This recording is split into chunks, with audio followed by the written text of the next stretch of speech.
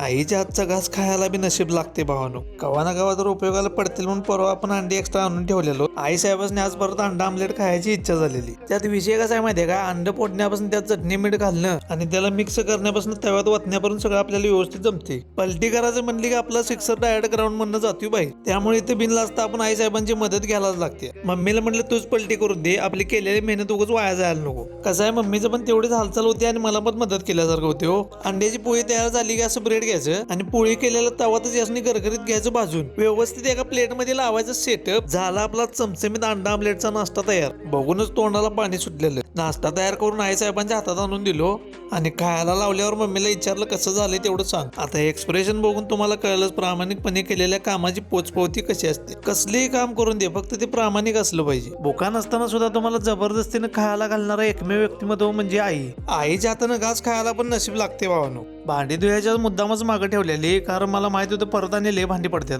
नाश्ता देऊन सगळ्यावरून मस्त पैकी म्हटलं आता भांडी धुवून टाकायची सगळी. काय जर धुणं भांडी एकदा झालं की दिवसभराचे काम करायला मोकळा हो. आईची खूप सुंदर आहे, फक्त आई सोबत असली पाहिजे.